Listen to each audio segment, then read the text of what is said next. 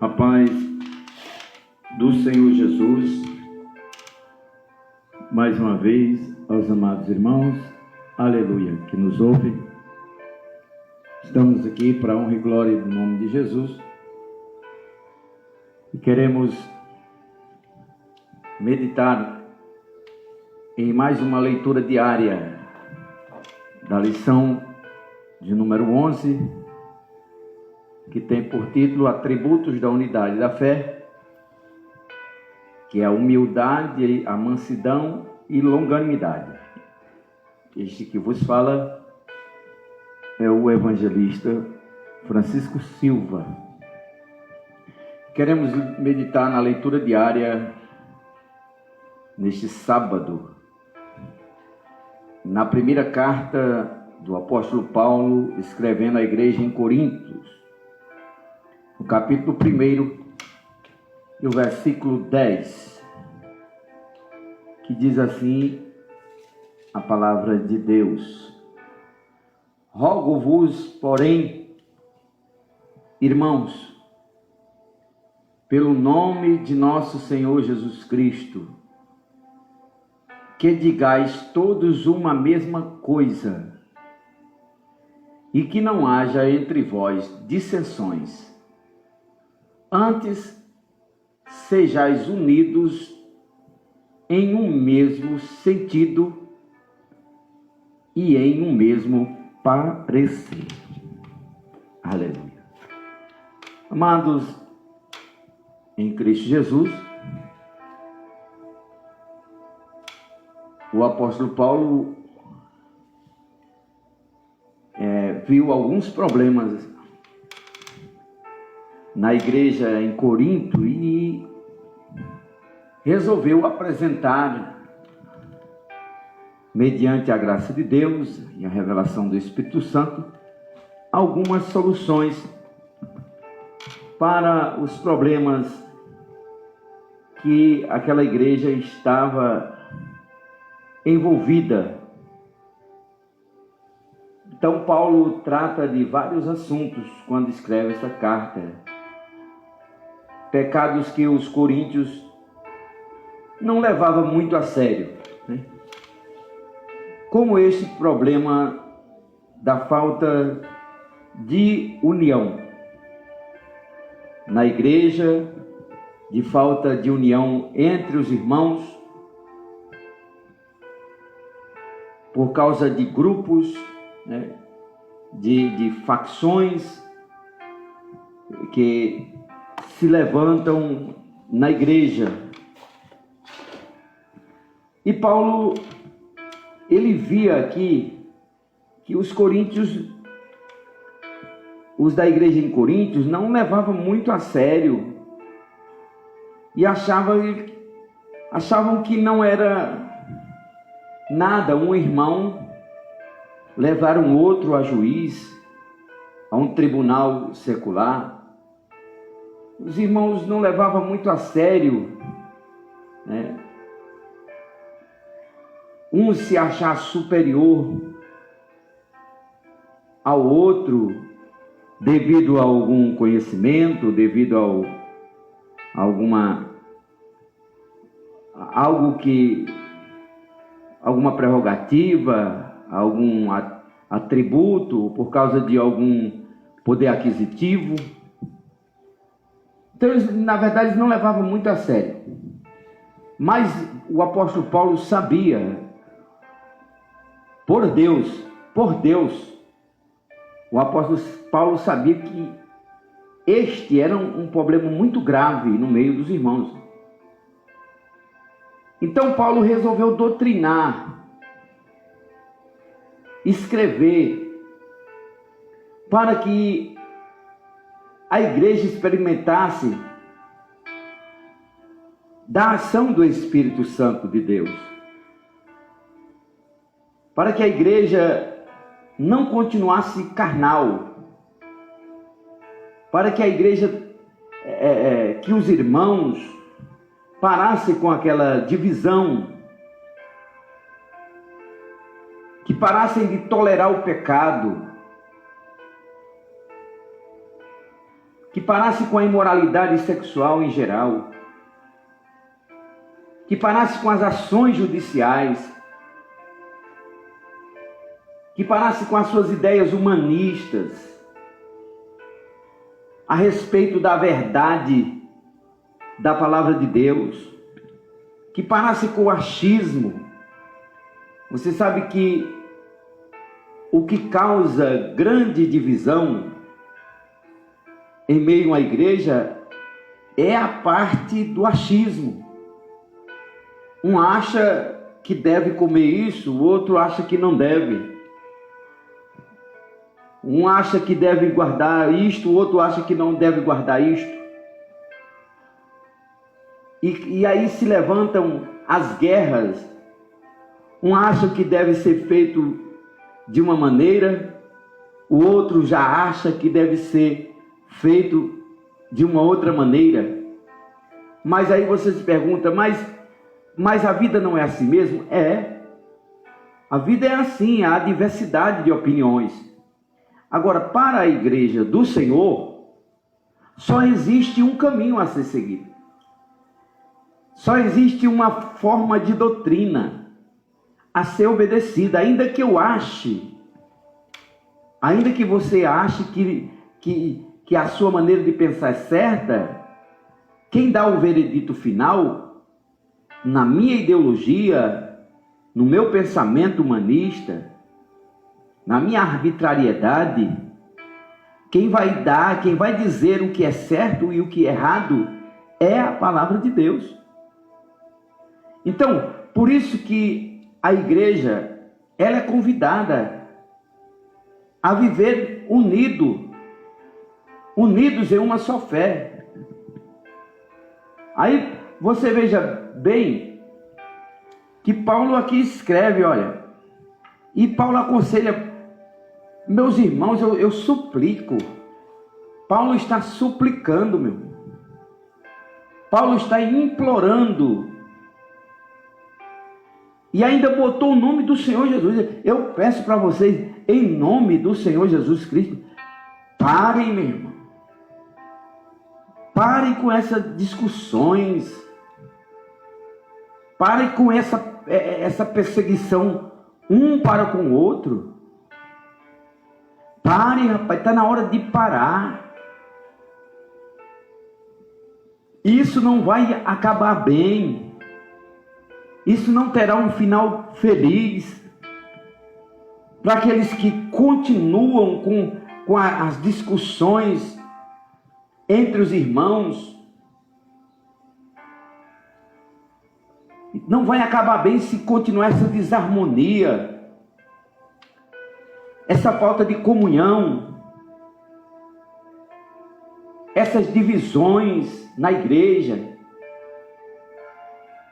Veja o que o salmista diz no Salmo de números 133, ó quão bom e quão suave é que os irmãos vivam em união. Ó quão bom, né?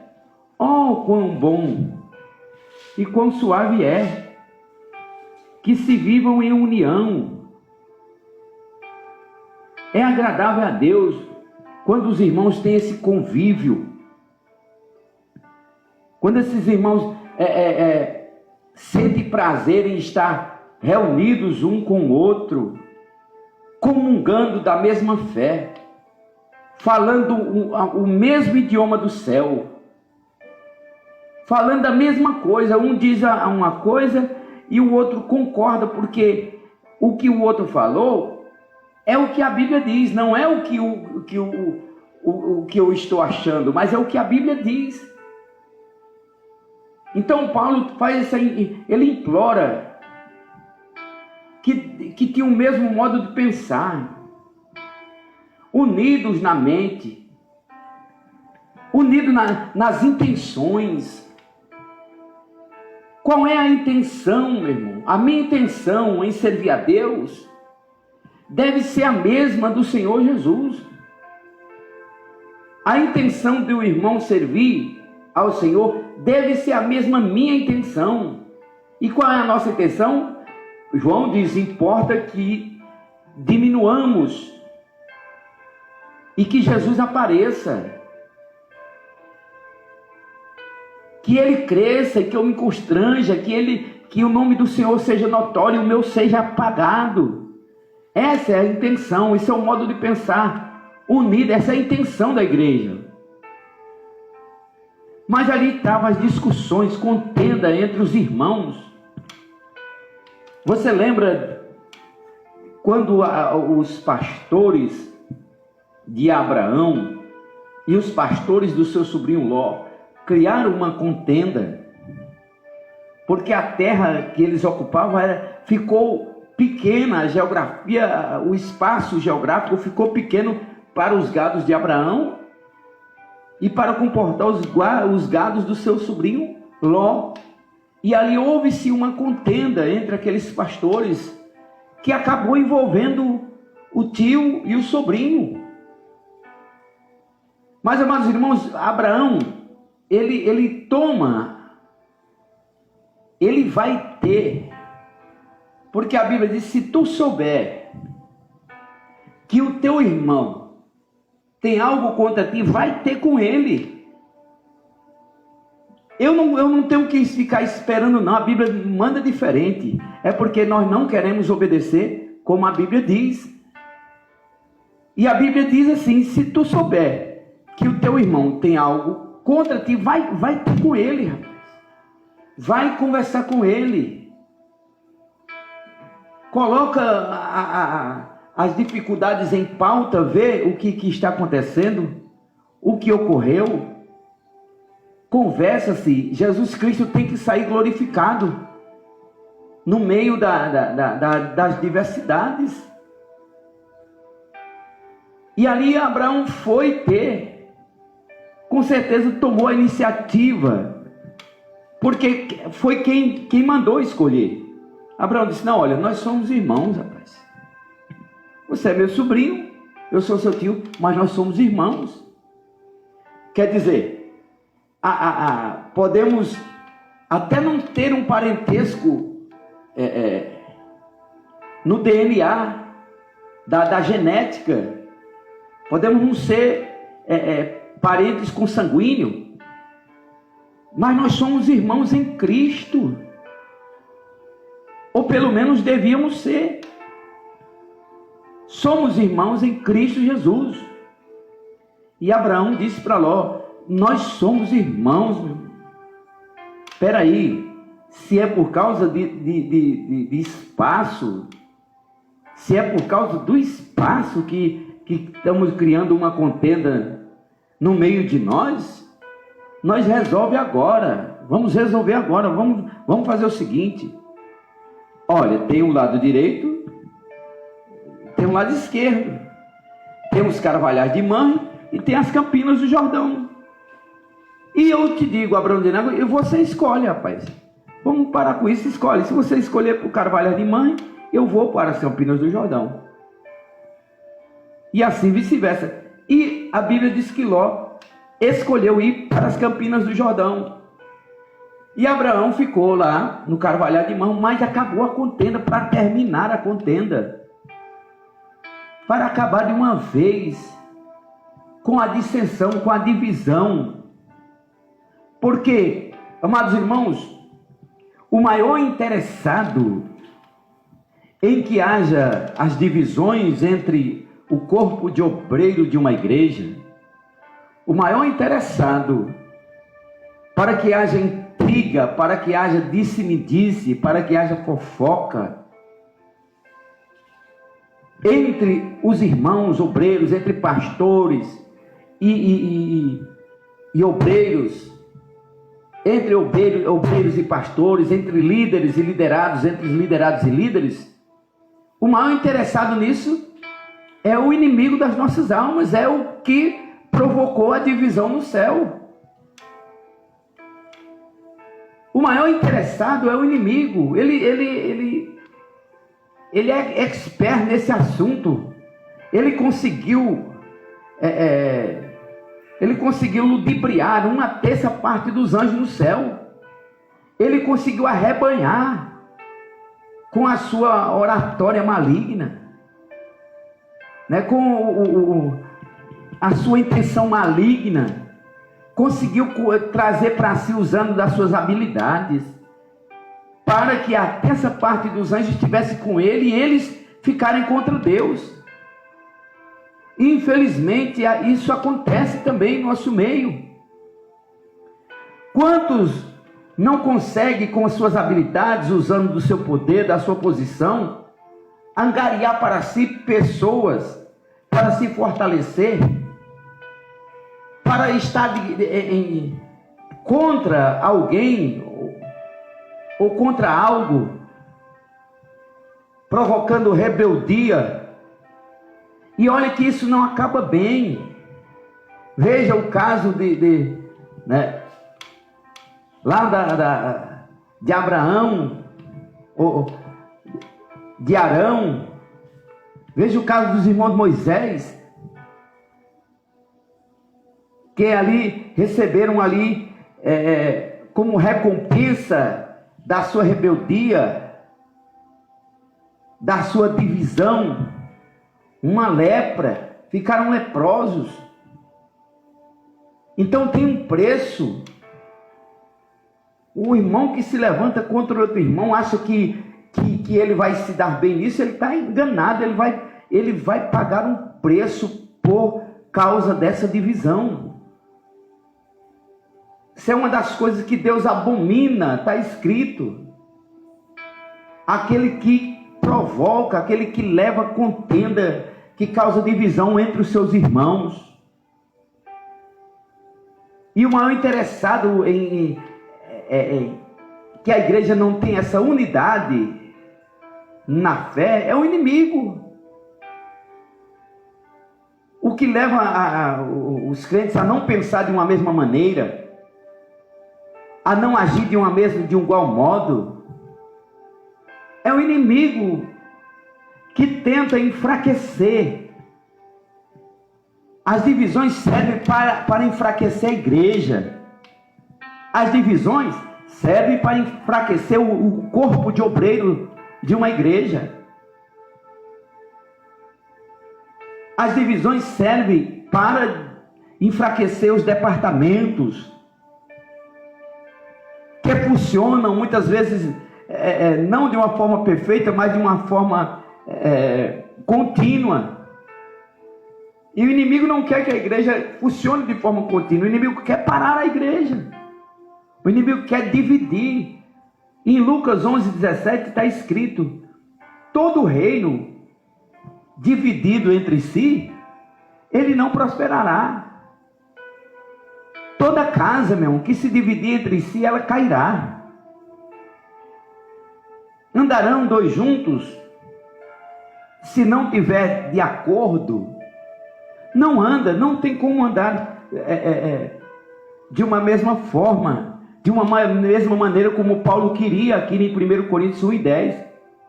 Queria que os irmãos pensassem de uma mesma forma, mas não.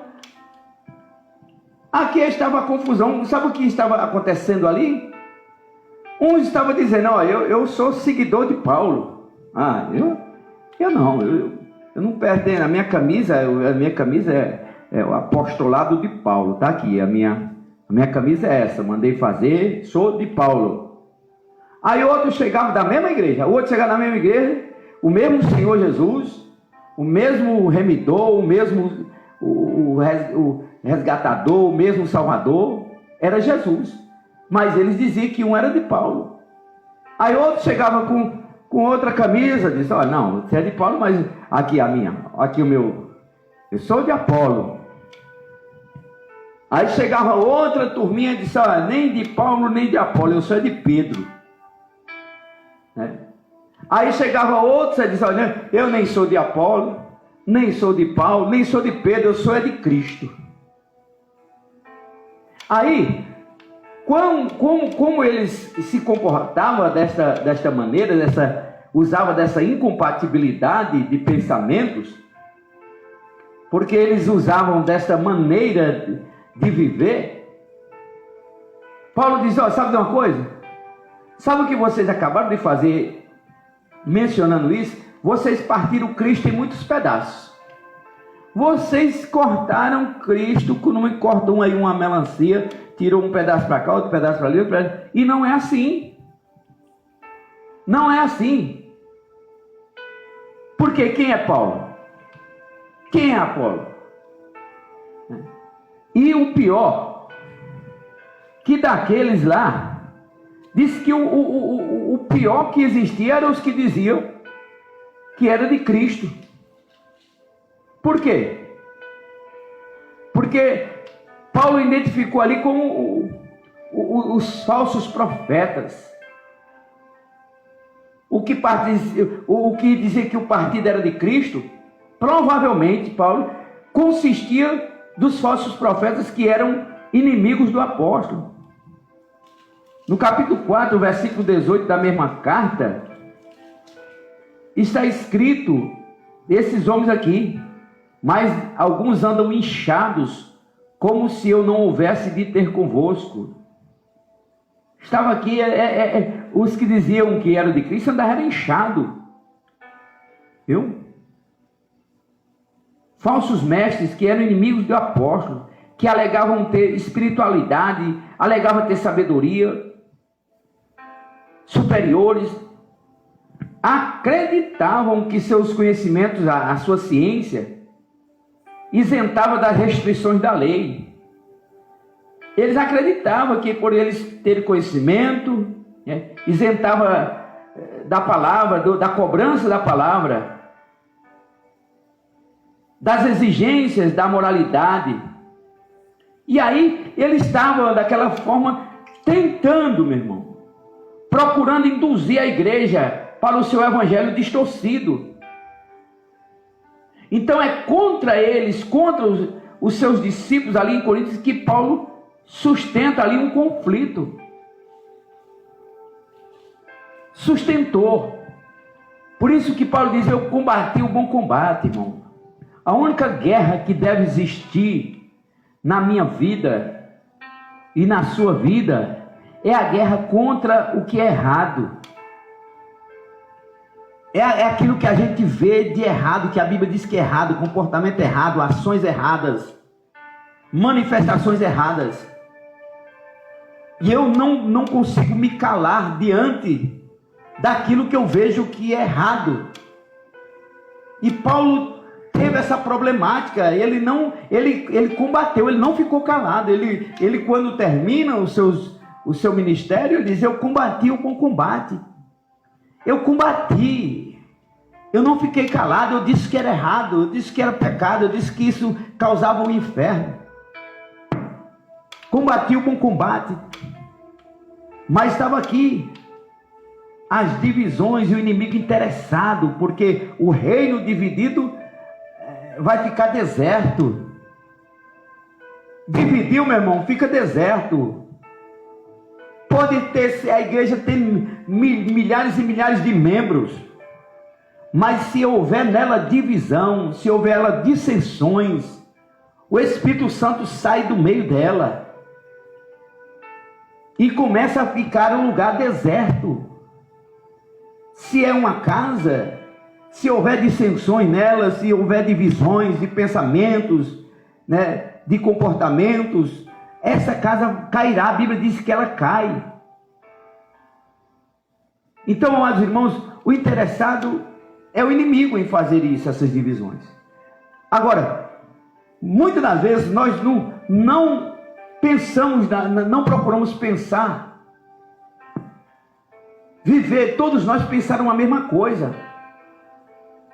Mas enquanto nós não se unimos para fazer o que é certo, para fazer o que é correto, sabe o que acontece?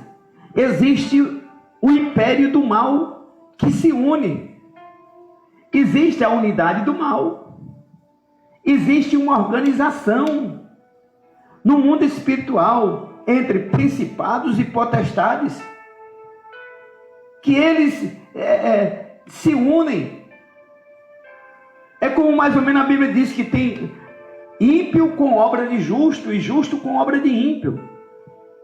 Então o inimigo, ele procura na sua sagacidade ele procura unir lá as suas forças, os seus principados, e através daquela união, ele provocar a guerra. Ele começa a usar, muitas das vezes, pessoas de dentro da igreja, às vezes do alto poder do escalão, para barrar um propósito de Deus na vida de A ou de B. Ah, mas irmão, e aí pode o inimigo usar uma pessoa? Pode. Uma pessoa que aceitou Jesus? Pode. É só a pessoa dar lugar. A Bíblia diz: não deis lugar ao diabo. Porque se der lugar, o inimigo usa para destruição. E a pessoa, ao invés de ser um instrumento de paz na igreja, ela passa a ser um instrumento de guerra do inimigo, que sai lançando as suas setas, e sai lançando o seu veneno mortal, causando dores, causando tristeza, causando angústia na vida das pessoas com suas ações, com a mentira, com o engano, com a calúnia, com a injúria, com a difamação. Tudo isso são armas, são milícias do inferno unidos. Você vê a vez que lá no Êxodo, no capítulo 16, versículo 2, Moisés teve que enfrentar uma guerra contra seus próprios irmãos, onde aquele povo deveria estar unido ali para passar o Mar Vermelho, para enfrentar o deserto unidos. Não, acabou se levantando contra Moisés. Disse: você nos tirou daqui, foi para nós morrer nesse deserto, tirou de lá, nós estamos com saudade da cebola de Faraó, por que você trouxe para morrer nesse deserto? Então, ali não havia o mesmo pensamento, não. Porque se aquele povo tivesse um só pensamento, o mesmo pensamento de Moisés, do qual Deus o orientou, para que ele guiasse o povo até a terra prometida, se o povo tivesse unido no mesmo propósito, não haveria aquelas dissensões, não haveria aquelas divisões. Tanto é que os que desobedeceram não entraram na terra, nem mesmo Moisés não entrou, apenas viu de longe. E os que desobedeceram morreram todos no deserto. Então ali era uma unidade do mal, se uniam para provocar o líder, para provocar o homem de Deus. Em Mateus 8,34, você vê ali que quando Jesus expulsa o demônio daquele gadareno, nas províncias do Gadara, toda a cidade se uniu, estava unida. Uniu para quê?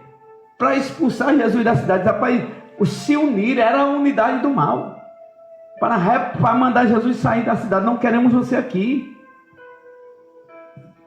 E, amados irmãos, em Atos 17 e 6, Paulo e Silas chegam na igreja na cidade dos Tessalonicenses, em Tessalônica, e ali começa Paulo a discorrer sobre Jesus Cristo ressuscitado. E Paulo começa a ganhar almas para Jesus com a sua pregação. Mas ali se uniram aqueles homens daquela cidade, alguns judeus, alguns homens perversos e alguns desocupados. Porque é isso, amados irmãos, que muitos se juntam na unidade do mal porque estão desocupados. Mas não é desocupados, irmãos, de um trabalho secular, não. Não, porque a pessoa pode ficar desocupada de um trabalho secular, mas desocupado, irmão, das coisas de Deus, aonde não se ocupa com o ensino da palavra, com a leitura da palavra, aonde os homens são desocupados em relação à oração, aonde os homens são desocupados em relação às coisas espirituais, são tendenciosas a se unirem. Essas pessoas que são desocupadas espiritualmente, que não oram, que não jejuam, que não se consagram, que não buscam a Deus, elas são tendenciosas a se juntar nesse grupo, a se unir a homens perversos, E foi isso que fizeram. Judeus, homens perversos, desocupados, se uniram todos ali contra Paulo e Silas. Contra também alguns judeus que estavam com Paulo, que Paulo ganhou para Jesus. E Paulo tinha a seu favor algumas mulheres da outra posição. Mas no meio disso tudo, sobrou para um homem chamado Jason. Jason, que tinha hospedado Paulo e Silas, pagou um alto preço porque apoiou o que era certo, ficou do lado do que é correto, ficou do lado do evangelho, ficou do lado da verdade. Por causa desse apoio a Jason, eles prenderam. O Jason sofreu as consequências e teve que pagar uma fiança para não ficar preso ali por causa da unidade do mal. Então, meus amados irmãos, que não haja entre nós essas divisões, porque isso, amados irmãos, essas contendas na igreja é coisa de carnalidade, sabe? Essas divisões por causa da inveja que se tem um do outro, porque um é usado na pregação, porque um louva, porque um tem o dom de louvar, porque o outro tem isso aqui. Isso causa uma inveja, porque às vezes a pessoa é carismática, os crentes da igreja são tendenciosos a procurar uma pessoa, porque sabe que a pessoa ora, que sabe que a pessoa tem uma comunhão com Deus, e isso tudo vai criando uma ira. Veja o que aconteceu com Saul. Saul, quando até então estava tudo bem com Davi, até Davi matar o gigante. Quando Davi matou o gigante, Saul logo procurou saber de quem era a biografia de Davi, porque as mulheres passaram a cantar louvores pela vida de Davi, e no seu cântico exaltava Davi sobremaneira. E Saul ficava no seu pensamento, ficava inferior àquele jovenzinho. Saul era rei, ele achava que ele é quem deveria ser exaltado, e não uma pessoa que nunca assumiu nada, nunca assumiu trono nenhum. Não sabemos Saul que o trono que ele ocupava era de Davi. E ali as mulheres cantavam assim: Saul matou milhares. Ora, estava bom, as mulheres também estavam exaltando. É porque o homem não se contenta. O homem não se contenta. Ele não se contenta se ele tiver só o que comer e o que se vestir. Não, ele não se contenta não. Mas as mulheres não deixaram de exaltar Saul não. As mulheres cantou para Saul também. A mulher dizia: olha, Saul matou milhares. Agora, por causa da coragem de Davi, por causa da ação de Davi, por ter matado o gigante, no cântico lá dizia que Davi tinha matado centenas e milhares devido à grande vitória. E isso provocou uma ira, uma inveja na vida de Saul, e começou a perseguir Davi. Começou a dividir o reino. E quando ele dividiu, em vez de ele fortalecer mais Davi, para lhe ajudar na continuidade do seu reinado, da sua monarquia, do reino monárquico de Saul, em vez de ele fortalecer mais Davi, não, começou a perseguir Davi. Começou a tentar matar Davi. E por causa daquilo ali, Deus tirou o espírito de Saul. E Saul ficou sem o espírito. E Saul, amados irmãos, acabou de uma forma trágica a sua vida. Poderia ter terminado de outra maneira, mas deixou-se ser levado pelo orgulho, deixou-se ser levado pela unidade do mal. E isso não acaba bem, nunca acabou bem na Bíblia para homem nenhum ele dividir. Você veja bem que a terra engoliu aqueles homens, Corá, Datã e Abirão. E a terra abriu, meu irmão, e engoliu aqueles homens, por causa daquela rebeldia, porque é aqui provocando uma divisão entre os irmãos. Então, que possamos entender a mensagem da palavra de Deus, os conselhos, né? Que isso é obra de carnalidade. Quando tem inveja, quando tem contenda, quando se leva o irmão a juízo, quando tem invejas, ira, porfias, detrações, mexericos, orgulhos, tumultos, esse tal de mexerico, tem gente que não dorme antes de uma fofoca. Isso é terrível, isso é destruidor. Que Deus em Cristo nos guarde e nos abençoe, para que possamos, através da humildade, viver a unidade da igreja. Para viver a unidade precisa ser humilde. Preciso considerar uns aos outros superiores a si mesmo, irmão. Para haver unidade na igreja precisa haver mansidão, espírito de mansidão. Abraão só teve a união com Ló por causa da sua mansidão. Para haver unidade é preciso longanimidade. Para haver unidade precisa perdoar. Precisa haver perdão. Que Deus em Cristo vos abençoe, nos guarde. Esta foi a meditação na leitura diária no primeiro livro de Coríntios.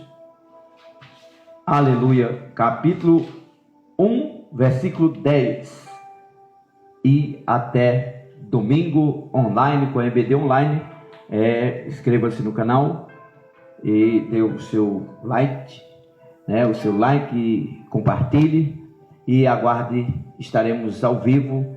Ative o sininho para receber as notificações do canal e estaremos com a EBD online, agora de forma já completa. Iremos estar ministrando toda a lição. Estaremos apresentando no slide os atributos da unidade da fé. Iremos falar sobre a humildade, sobre a mansidão e a longanimidade. A paz do Senhor a todos. Deus continue a vos abençoar grandemente. Em nome do Senhor Jesus, rogo as orações dos santos. Aleluia, para a nossa vida, porque precisamos das vossas orações. Em nome do Senhor Jesus.